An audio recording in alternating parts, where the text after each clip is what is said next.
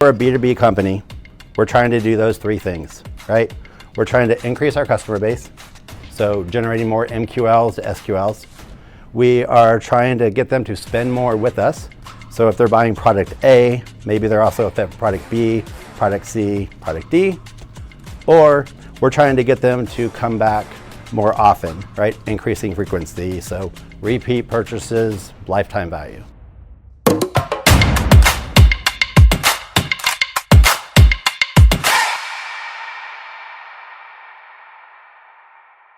Well, hey everybody, welcome to this webinar. It is a great opportunity to be here with MarketScale. My name is James Loomstein. I'm the managing partner of Rogue Marketing. We are a digital strategy and business consulting firm that works predominantly with mid-sized companies and brands, helping them with everything from choosing the right tactics to helping them decide, hey, this is how we're going to grow. Most of the companies that we work with, and a lot of the things I see, is a lot of companies out there, they are maybe confident in where they're going, but they're probably less confident in how they're actually going to get there, or what channels they're going to use, or what tactics are out there. And so MarketScale was kind enough to ask me to come in and to kind of walk through a couple of ideas and ways that companies today should be looking at their marketing, not necessarily from, hey, we have this budget, we want this outcome, how do we put those two things together? But really, like, how do we take a step back? How do we look at companies and how they grow? How do we look at how audiences are changing now? And then how do we sort of put the right pieces and parts together to make those things happen? So I want to jump into this presentation. Really, at the end of this, I really want to help business leaders, CMOs, CEOs start to articulate how they're going to prioritize their marketing tactics, how they're going to think about implementing strategies, how they're going to connect with their prospects, how they're going to engage with them, how are they going to convert leads, and then how often are they changing their budgets? What are they looking at? What are they putting the right things together? And so let me jump into here. So a couple things that I want to be able to cover with you guys today. One is about company growth. I think that every company probably grows exactly the same way. So I'll walk through that with you here in a second. I also want to talk about, like, how do you reprioritize those marketing efforts, not necessarily against, hey, this is our target audience, but hey, this is our target audience. This is the customer journey that they're on. How do we start to talk to the customers where they are in that particular moment? And then the last two things I want to talk to you about is, what does that sort of content strategy look like? And content could be video, it could be audio, it could be written. And then where do you place those things to help attract the right customers? How do you help educate them and ultimately convert them? And then I want to give you sort of like our approach and frameworks that we use at Rogue on how do we think about budget allocation and something we call 80-15-5. So the first thing I wanted to cover with you guys is company growth. And if you think about literally any company out there, your company included, but let's just look at a restaurant. And if you were a restaurant, how would you actually grow that restaurant? There's only really three ways. You either need more people coming in, you need more people buying more stuff, so like appetizers and desserts, or you need more people coming back more often. So instead of coming in once a month or once a quarter, they're coming in every single week. But that's basically the three ways that you can grow. So let's take that same example and let's look at an e-commerce company. So if you're an e-commerce company, again, trying to increase your customer base, you're trying to increase their spend per visit, or you're trying to get them to come back more often. So in those worlds, or that terminology, you're trying to lower your cost per acquisition, you're trying to increase the average order value, or you need them coming back more often, so looking at lifetime value. The same thing works in B2B. Again, if we're a B2B company, we're trying to do those three things, right? We're trying to increase our customer base, so generating more MQLs to SQLs. We are trying to get them to spend more with us. So if they're buying product A, maybe they're also a fit for product B, product C, product D. Or we're trying to get them to come back more often, right? Increasing frequency, so repeat purchases, lifetime value. So this is where I think that companies can sort of take a step back from marketing. And if you looked at your marketing sort of through this lens of what growth strategy are we trying to achieve first, instead of we're just trying to grow. Are we trying with our marketing or this campaign or this budget, are we trying to get more people to come to us? Are we trying to get people to buy more, cross-sell? Or do we want them to buy from us more often and for a longer term? So the first thing that we need to do as a company is talk about what goal are we going after? It's got to be one of those three.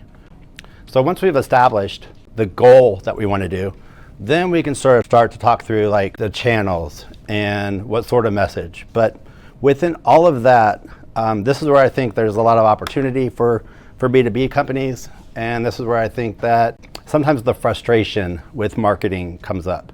I think most B2B companies out there are probably stuck and frustrated with marketing. That their marketing should be doing more, and it's not. They're being asked to do more with less money, so give me growth, but make it operationally efficient. And there's just too many choices out there.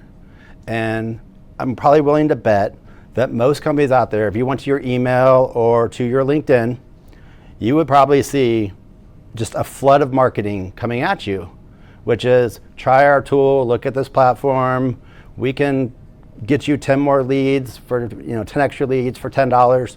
Whatever the thing is, there's just too much of it.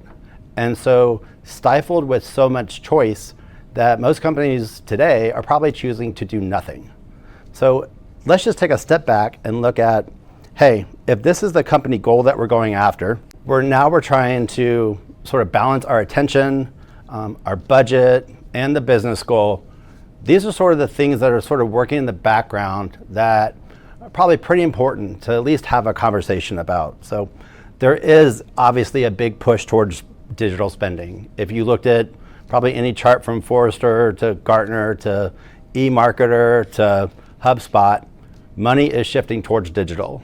But what we're going to talk about today is like the allocation of that budget. There is a gluttony of technology out there in the MarTech, marketing technology world. There is so many things and so many choices that trying to develop that MarTech stack is really, really hard.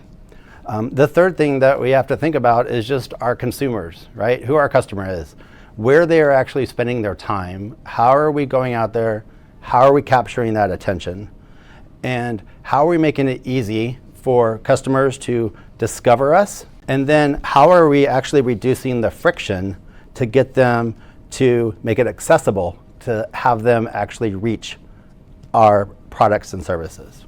All of that aside, which is a lot, let's look at the traditional way companies are spending their budgets now. And I want to walk through kind of like two scenarios with you. So one of them is most companies out there, if you ask them how are they spending their marketing budget, it generally looks like this. We're going to put 25% or so against our awareness. We're going to put another 25% for its consideration. We're going to get 25% towards getting them to convert. And then we're going to spend 25% on loyalty and advocacy. So if everybody had $100 to spend, it's 25, 25, 25, 25. And if you looked at like where companies today are spending their marketing budget, and this is from Sage Forward, obviously people are putting more into in-person and events now, post-pandemic.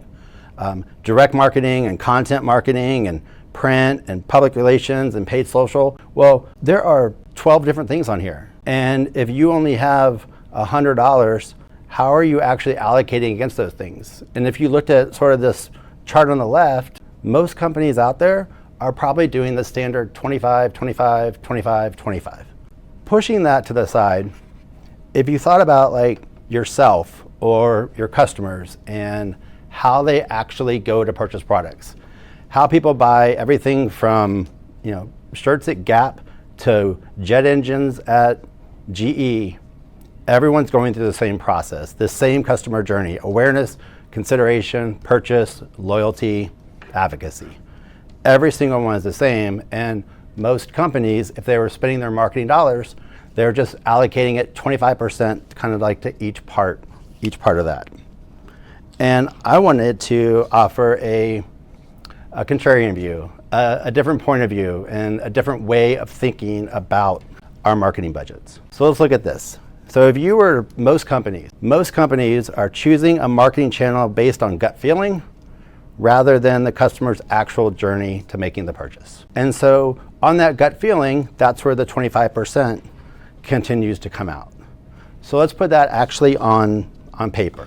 And it looks something like this, right? So we have our customer journey going across the top: awareness, consideration, purchase, loyalty, and advocacy. And then we have our standard list of tactics. And there are thousands of them. This is 10 of them. And if you're a $5 million company, a 10 million, 20, 30, 50, $100 million company, this is how most companies today are allocating their marketing budget and probably not even thinking about it, right? So we're a $10 million company, 9% back of the napkin. You have $900,000 to spend on marketing this year, and we're going to put 25% towards each part. And then what we're trying to do is saying, all right, here's your budget. Now, I want all of these things to happen for this amount of money that we arbitrarily made up by this percentage, because this is quote unquote the standard.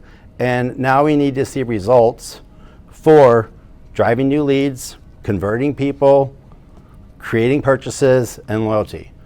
And what you're doing here is you're forcing everything to live within constraints.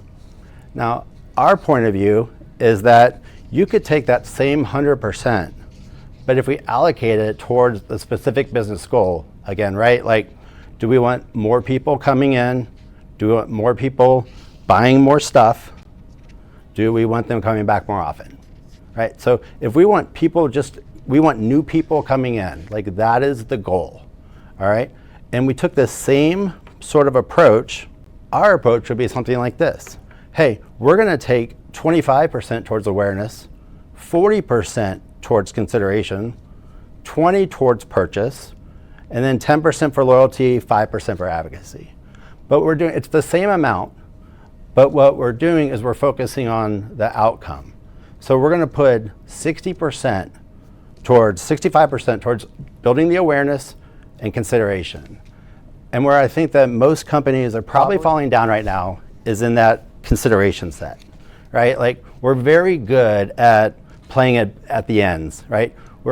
It feels busy. We're doing display ads. We're at events. We're doing some social, right? Like, people see our stuff, but getting them to convert, getting them to take money out of their pocket and put it in our pocket is really, really hard. And so our point of view would be same 100%. Let's push more towards consideration, because those are the things that we actually need to focus on. And then we'll worry about the loyalty and advocacy later, right? But right now we just got to get people in. So what does that look like? It looks like something like this.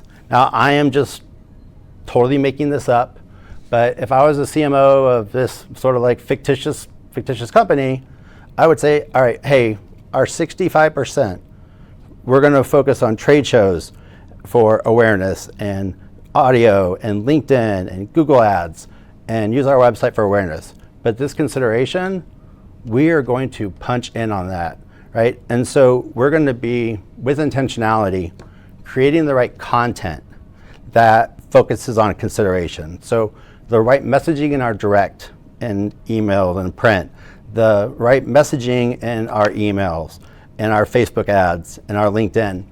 Instead of it just being about the channel, everything that we're doing is about how do we drive from consideration to purchase. All right, so if I took that same budget as before, my same $10 million company, my same 9%, now all of a sudden I have $225,000 for my awareness, but my consideration is up to $360,000, so an extra like $120K. And what I'm trying to do as like the marketing lead for our company is I've got to get people, I'm in their consideration set. They have decided to move forward with somebody.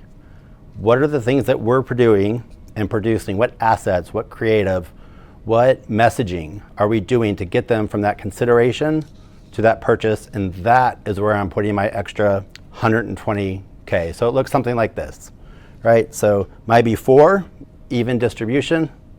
My after is I'm putting 360 towards consideration instead of 229. My purchase is down, but that's okay because I'm actually increasing my sort of like in the business world, MQLs to SQLs, right? I'm putting more focus on getting that person to action and getting them to move forward. So if you were to take this, all right, so we have our company goal that we're doing, right? We're getting new customers. We're making the sort of the pivot. We're gonna focus on consideration, and we're gonna double down on the things that are necessary to get someone from consideration to purchase. And if you thought about it, there's 3 ways to grow a company, but there's also kind of like 3 things that you can produce. You can write something, you can audio and talk about it, or you can do video. Those are the 3. So we just thought about it from that standpoint, like, all right, these are the 3 types of things I can do. I'm gonna put more into my consideration, but my marketing budget overall, like, how am I actually going to allocate that? At Rogue, we have a sort of a methodology that we've applied and have looked at, and we call it 80-15-5. And this budget allocation is focused on, hey, 80% of our budget, we're gonna put towards the tried and true, the things that work for us, the things that actually move people from one stage to the next. There's immediate impact in it. And 15% of our budget, so of our $100, $15 of it, we're gonna put towards things that, like, maybe they've been successful in the past, maybe they haven't. We've seen them work other places, like it has some promise to it. And we're going to commit to running some sort of experiment with our 15% to see which of these things that we're doing that we can move up to that 80%. And then the 5%, this is for what we call like our emerging. And we contend that every company out there should be allocating a X%, in our world 5%, towards experimentation. These are things that maybe work in other verticals. Maybe they work in just B2C if you're a B2B company, or vice versa. But these are things that are out there that seem to be working for somebody. How can we sort of get that, see if we can make it work, move it into our 15, and then move it into our 80%. So if you look at your marketing budget now, and sort of like I have this $100, and before I was just putting my $100 towards marketing. Well, now I'm deciding between one of 3 routes, right? So the more people buying more stuff, coming back more often. And then once I have my goal that I want, now I'm gonna split it up into this 80-15-5. So my $100 budget, I'm gonna put 80 towards my tried and true, 15% towards this sort of like emerging, it's had limited success somewhere. How do we make it, how do we get more of that stuff? And then I'm gonna put my $5 or 5% towards my emerging. And so that is just sort of a different way of thinking through a marketing budget. It's a different way of thinking about how do I prioritize? How do I go after specific journey moments? How do I meet people and create the right content to connect with them? And so one of the last things I sort of wanted to cover here was around, not only choosing the right microphone, but how do we think about content? Like, what tactics would I use? How do I create the right tactics for the right moments, right? So let's think about marketing and creating assets. And assets are things that we own. And so every time you write a blog or produce a video or have a podcast, that is an asset for your company. And your goal in marketing or like for the company is to create assets. And so whether it's like, hey, we're gonna get 10 videos, we're gonna write 20 blogs that are evergreen, we're gonna have X number of podcasts. Those are assets. Now we need to start moving around sort of the chessboard. Where do those pieces go? How do we get them in the right order? And so typically in talking, like I get the sort of like the same questions that people tend to ask. And it's like, where do I allocate the budget? How do I know if it's working or not? How can I get my company to run experiments? Like, how do I put the proof in there? And so I've gone ahead and sort of like thought through the types of things that people would need. And hopefully this is a way or a tool that you could use. And so what are some of the specific tactics we could use for each stage of the customer journey? So awareness, consideration, purchase, loyalty, and advocacy. And if you remember that we humans, that we make emotionally driven choices that we rationalize later. And so if we are trying to like build awareness and we want to get to people with some level of emotion, I wanted to give you some tools or things that you could look at in this sort of like top left quadrant. And again, as we're getting them through that stage of like awareness, consideration, and purchase, then we can sort of like move down to like what are the things that people need in order to actually make that decision. So this is one tool that you could use in sort of a 2x2 about from awareness to purchase and what sort of tactics are out there that work on an emotional level and what are the things that work on a sort of a rational level. Let me also give you one more, and this is one that from a friend of mine, Dennis Yu, is the CEO of Blitz Metrics, and he sort of developed this like 3x3. And a lot of you are probably asking like, what types of content would be most effective if we wanted to acquire new customers? Or what type of content should we have if we want to engage the people who we already have, right? Like how do we get them from that consideration to purchase? And this 3x3 is sort of a tool that you could use. And so if you just had a sort of like a piece of paper in front of you and sort of drew out this sort of graphic on the bottom right? Like we have 3 boxes across and 3 going down. Now, if I just looked at like going down, that's the same thing as like the customer journey, right? Top of funnel, middle of the funnel, bottom of the funnel. So the same thing would go here, top of funnel, middle of funnel, bottom of funnel. And then the way I would look at it would be, all right, I need to create some why content, some how content, and some what content. So if I was thinking about, hey, I'm trying to build that awareness, right? I don't want to come in with just like the sales part. I need to get people thinking. I need to create the right assets to be able to put out. And whether that asset is a single video, a single podcast or audio clip, a written piece, a creative piece, whatever the thing is, these are the sort of like the 9 essentials that I need. So at the top of my funnel, I need 3 pieces of why content. And instead of just like going in with like the right hook and here's the product for you, think about it from the customer's point of view, right? Like they're thinking, and we're saying, hey, things today are X and it's broken because of Y. And so we as a company, we produce Z. That same process, just fill in the blank. You could get 3 pieces of content out there. Maybe one of them is a written piece, one is an audio, and one is a video. And then as I move down, and this is where like my budget allocation goes towards like that 40%, right? This middle of the funnel part. This is my how content. And this is where people have identified a problem. They are looking for companies in their quote unquote consideration set. You are now in that consideration set. What are the things that they need to see in order to get them to move further towards purchase? So this is my how content. So you might have something that says, hey, the problem in our industry is X. This is our vision. This is what make it better. This is how we solve these problems. You are probably facing something similar, a little bit of it probably emotional, and now you're trying to get them from that emotional side to like that rational side. And then like that what content, and this is probably what 90% of companies just automatically do already, is the what content, right? It's the things you're already doing.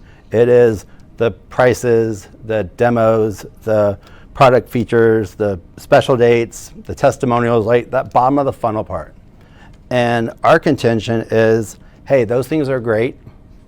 You should definitely have them, but they can't be the only thing that you do. We need to focus on this middle of the funnel. I want us to allocate more budget towards that middle of the funnel. And I want us to focus on this sort of how content, and this why content I want us to reposition instead of just trying to get out in front of everybody and wave our flag and hey, notice me. I want it to be on recognizing the problem. People make emotional decisions that they rationalize later. So how do I connect with them on that emotional level for my why content? What content do I need? Is it audio? Is it written? Is it video? Right? And then what are the 9 pieces of content I need to get people to move from top of funnel, middle of the funnel, bottom of the funnel? So that's a framework that you could use. And then the other problem, or maybe challenge that is out there is, hey, this is all great, James. Like, I want to create all this stuff, but at the end of the day, I need to show metrics. I need to show this stuff is working. How do we do that? And this is where there needs to be some level of alignment. And not only are we measuring what matters, but we're measuring the right things at where they are in the funnel. And this is sort of a graphic that I put together. And basically it says like, hey, at the top, this awareness stage. These are sort of the things that I want to hold my marketing accountable for.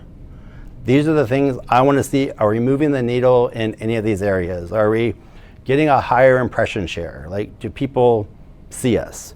Do people search for our brand name? Like, do more people just know that? And are we getting referral traffic? Like, I'm not asking if they're converting. I want to know like the quality of the traffic coming to us. So I'm looking in GA4, I'm looking at referral source, and I'm looking at my, my Facebook, my LinkedIn, my Instagram, my event. Is that traffic better? Is it performing better than the average traffic? Because if it is, that's great. Let's do more of that. And then as I move down into this sort of consideration phase, so that middle of the funnel, these are the metrics I probably want to focus on. My bounce rate. Hey, I got them to the site. They are looking to make that jump. Do I get them on my site and stay longer? Do they look at my stuff longer? Do they go further down in the website? Do we have shares and likes and comments? And then finally, once they purchase, this is where those metrics actually matter. My marketing ROAS, my return on ad spend, my sales efficiency, my CPL, CPA, average order volume, average order size. Too many companies are taking these purchase stage metrics and pushing them to the top, but that's not where they decide. That's not where they belong. As a company, making the decision hey, these are the things we're going to measure. This is how we're going to measure them, and this is what we're going to hold people accountable for. That is what I have for you guys. I appreciate everybody being here, for tuning in. It's been a great opportunity to be a part of MarketScale, to sort of share some of our process and framework and sort of how we think. I really appreciate all the time that everybody had here today. And if there's any questions, I'm happy to answer them. Or always feel free to reach out online. You can follow Rogue. Just go to our website, gorogue.net. You can find me on LinkedIn. You can find Rogue on LinkedIn, Instagram, and Twitter. It'd just be great to connect with everybody and would welcome your thoughts, and kind of thanks for having me.